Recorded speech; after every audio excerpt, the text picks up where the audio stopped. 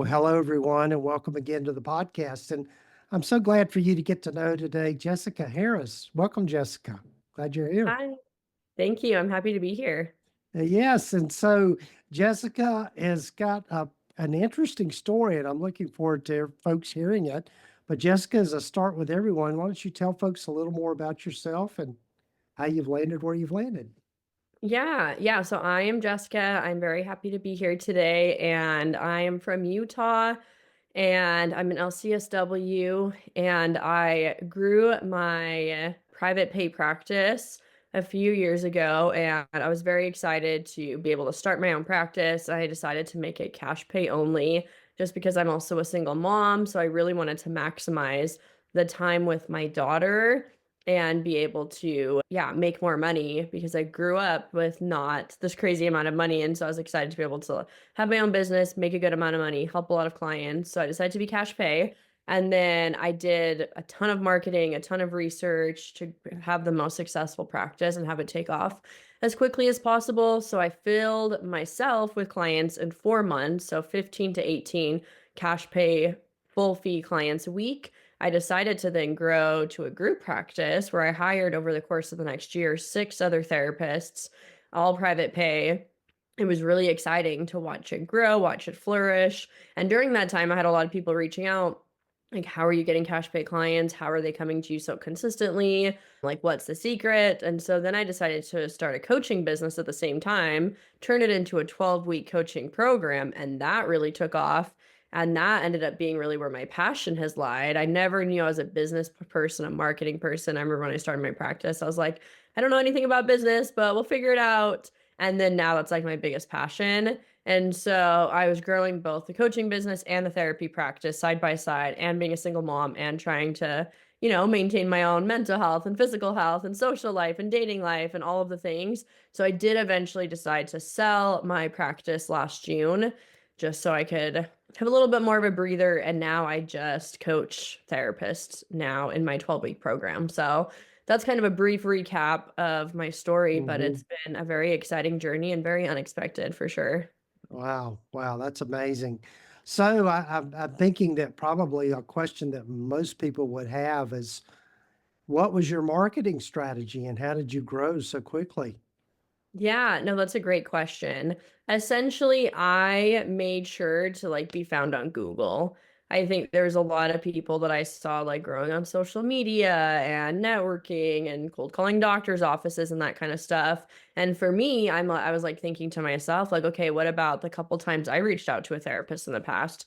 I Googled them. Or I think about how I find other types of businesses. I Googled them, and a lot of times if someone has a good website or their Google profile, if they had a good amount of reviews, which obviously as therapists, I only ever recommend colleague reviews. I know we can't ask clients for reviews, but things like that, I was really putting myself in the mind of clients, Psychology Today, all of the things, and really standing out above the rest. And so there's a huge piece of like getting found on Google and doing everything in my power to get people to find my website, to get people to find my therapist directories. I did a lot of Google searches as a client in my area, like just searching therapist near me, couples counselor, anxiety therapist, EMDR therapist, all that stuff to see what came up on Google and making sure I was on those things too.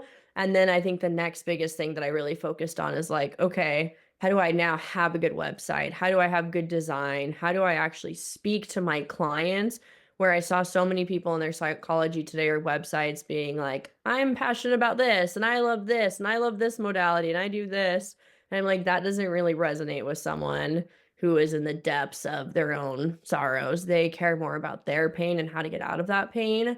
And so I kind of teach people like the biggest things are getting as many people as possible to find you, which, through Google. And then when they do find you, to feel like, okay, this is it. This is the therapist I want to work with. So you're actually converting them. And then also making sure you're getting the right clients to find you. Because maybe a lot of people find you on social media, but they're not in your state. They're not necessarily looking for a therapist, which is where Google comes in. And then I guess the last piece of that too is making the consultation and follow-up process very easy and very simple. Very quick follow-up. The amount of people who are like, oh, you're the first person to finally reach out, or wow, you reached out so quickly, making it really easy on the website, making a phone call really easy versus emailing back and forth for days on end, and really speaking my value on the consult call, especially cash pay only, where it was not salesy. If they needed to use their insurance, I referred them out. There's no pressure ever, but really speaking my value and being really confident in my fee. So that's kind of a recap of essentially how I filled my practice. Yeah, yeah. And that what you're speaking about are really, what I've learned over the years is kind of the basics of marketing to some degree. And I think it's one of the things I'm curious about is what do you think is the key to appealing to potential clients? I mean, as far as what you're writing, the message you're getting out there, what is it do you think helps with that? Yeah, I mean, I always go down to like the very basics of, like when clients fill out an intake form, for instance, and it's like, what made you come to therapy? What did they write in there? What did they write in the intake form? Your first session with them, what are they saying of why they're coming to therapy? Or your phone call with them, hey, what is, causing you to reach out for therapy today? That language is exactly the type of language to put on your website, to put on your Psychology Today, to put on your Google profile, because you're using the exact same language that they're telling you. And obviously, if you've got 10 different clients you're summarizing and you're really picking a niche, and I guess that's the first and foremost thing, niching down a little bit where you're not talking about 10 different things because then you don't sound like an expert. And I don't think it has to be like, okay, you're only, honed in on one type of client, because some people get so caught up in like, okay, it has to be teens, there has to be millennials, it has to be anxiety only. I can't talk about anything else. Like you can talk about some things with overlap, but then once you have that niche, like really using their exact language and speaking to that. And so I think that's a huge thing in appealing in your messaging, not really talking much about modalities, with the exception of EMDR or the exception of a couple other things. And not that you can't put that out there. Some people are looking for a DBT therapist or a CBT therapist or somatic work or whatever. You can sprinkle that in, but a lot of people don't know, or even people that do know, even me as a therapist who knows what that is, if I needed therapy today, I wouldn't be like, it for sure needs to be CBT. I care more about the pain that I'm dealing with. And so putting that out there, keeping the solutions out there too in very simple language. And I think that's the other thing, like being really simple with it. And also making things like visually appealing where it's simple. A lot of people on their websites have really long paragraphs where you get lost and you're like, I don't even want to read this. And so like making sure that the web, like the design looks good and all of that. And it's tricky because especially if they're finding you on your website, and even let's say they find you through Psychology Today, or they find you from a referral from a colleague, or they find you somewhere else, often it leads back to your website. And as therapists, we're not web designers, but people who have a beautifully designed website, or at least a simply designed, it doesn't have to be anything fancy, you're automatically subconsciously going to assume that that person does better at whatever service that they're offering. And so I think that's a good, key as well. And maybe that's a little bit off of what you were talking about with the messaging, but I also think like the design, a headshot, having a really good headshot where it doesn't matter what you look like, but are you welcoming? Are you inviting? Is it blurry and look like a selfie, or does it look a little bit more professional, even if you did it from an iPhone? And so just thinking about all the little things that people are looking for and really making sure that that process is very clear to them. Because you essentially, especially if they're cash pay, if they're insurance, if they're using their insurance, they're just looking up like someone that takes Blue Cross. Great, found one. Great. They mention anxiety somewhere in there. Perfect. But if they're looking in the lens of like, I need someone who can really help me with this overwhelming anxiety I'm feeling, you want them to land on your website and be like, whoa, I've said that exact same thing to myself. Like they're in my head. This is the exact type of therapist I want to work with. Right, right. Yeah, that's such great advice with all of that because I think it's as you mentioned earlier, niching down is really the key to helping stand out because people are looking. I think when people go and look for stuff, they're looking for help with a specific problem, and so the more that you can, like you said, kind of get in their head and let them know that you understand what it's like for them, that's going to be more appealing to them. You Yeah. mentioned, Jessica, really working on getting your ranking in Google up. And I guess that gets into the area of SEO. And so what have you learned about that? And what is it that you would say are some keys around that that help you get your ranking up? Yeah, that's a great question. And I know it's like the $1 million question where SEO is so Mm. confusing. I remember being so overwhelmed by SEO and having no idea what it meant. I knew I needed it because it was like, ooh, get to the top of Google. Great, I want to do that. But what does it mean? And honestly, I think the biggest and simplest way to rank for SEO is local SEO, which is through your Google profile. That's always like my biggest piece of advice because then they click on your website through your Google profile and that's going to get you ranking. And if you're virtual only using a virtual address or something like that, but really optimizing that because for anyone listening to this, if you are Googling therapist near me, couples counselor near me, whatever you're Googling, besides a couple ads, the very next thing that pops up is the big thing of Google profiles, Google business profiles, and then websites through like the SEO pops up as well. And so Mm-hmm. for me, it's like you might as well really optimize that through getting reviews from colleagues, since obviously we can't ask for them from clients. That's going to help boost you having some good photos in there, adding to your description, updating posts. All of those things are going to be huge and a much quicker way to rank than the organic SEO. So I would always recommend local SEO first. But then outside of that, just to get your website to rank outside of a Google business profile, I would say some of the biggest and easiest things are some of the on-page SEO tactics where figuring out what keywords are people searching for. And some people get overwhelmed with that, but it's really just thinking about whatever your niche is and like a word that the client's searching for, using the word therapy or counseling, which a little bit more people search therapy than counseling, and then adding the city and state you're in. And even if you're virtual only and you're like, oh, but I'm trying to rank for the whole state of California because I want to help clients everywhere, it's going to be way easier to rank in a city than it is an entire state. And so what that could look like is couples counseling or couples therapy in, San Francisco, California, or whatever. And that could be your keyword. And so putting that in different headers and H1 headers, if you don't know what that is, in your website builder, H1 headers are like the main topic of the page. I would always put keywords in the headings, especially the H1 header, and then some of the other headers. And so that's a huge thing is just using those keywords. Another huge thing for SEO is just making sure there's enough words on each page. And so sometimes you only have 200 words a page, when in reality, you want to get closer to a minimum 500, closer to 750 or 1,000 words a page.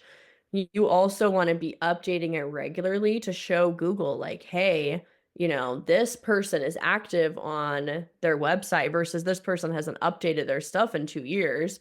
They like Google wants to show the best possible websites on the best possible topics for what people are searching for. And so if you're Mm-hmm. actively updating stuff, that's going to be another great thing for SEO. I mean, and we can go into like, there's so many different technical things to SEO, but I think one of the most like undervalued things for SEO is simply just making it appealing enough to where people want to stay on for longer. Because if people Mm-hmm. are, there's a bounce rate. If people instantly get on your website and instantly bounce out, Google's like, why is everyone like instantly getting out of this? Versus people are staying longer and converting, that's also more likely to help you get to the top of Google. And so you could get lost in all the technical stuff. And, I know we're not necessarily going to dive into all the confusing technical details. Um, but I would say a huge thing is if you can just make it visually appealing, use that client language we were talking about, do things there to make it so that people actually want to stay on your page. That's another huge way to rank for SEO. Right, right. And I think, yeah, one of the things I know that helped me early on is just looking at when you go to Google something for when you're thinking about Googling a therapist, looking at those websites that come up first on the list and just Yeah. looking at them and getting an idea about what is there that is appealing to Google and then being able to not copy that, but kind of emulate that same kind of thing. Yeah, absolutely. And that's a huge thing I did too. And a lot of times it was like, oh yeah, they're using these keywords. This must be important. Or wow, look at this content they have, or different things is really valuable. And every once in a while, because Google also values like longevity. And so if someone's had a website for 10 years, way easier to rank than if you've had your website for 1 month because they want to make sure it's Mhm. actually good. And so every once in a while, people will be like, well, this website isn't even that good. Why are they at the top? Well, they might have just been around for a really long time, but they're also Hmm. obviously implementing some good strategies. And so using a little bit of both of that and being patient with SEO. SEO Yeah. is not an instant thing. It's going to take more time. That's where I always tell people do your Google business profile, do therapist directories and that kind of stuff, especially the first month or two when you're Hmm. really trying to get clients and the SEO will start to kick in. Yeah. Yeah. Great advice. Great advice. Well, Jessica, tell folks a little bit about if they're interested in working with you, how they would get in touch, and also just kind of your process with that. Yeah, absolutely. So I have tons of free trainings and some free guides in my free Facebook group, the Therapist Private Pay Accelerator. You can find me on there, go to the guide section, watch all the free trainings. You can also find me on Instagram at Empowering Therapists or my website, empoweringtherapist.com. And if you want to get in touch with me and work with me, I have a 12-week program specifically designed to help people get cash pay clients and fill up their practice.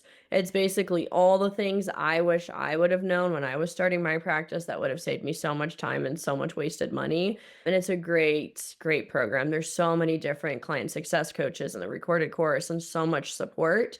And we always do free consults first to make sure it's a good fit. So you can book a call with me on my website, empoweringtherapist.com, see if it's a good fit to work with me, or you can just join my free trainings in my Facebook group.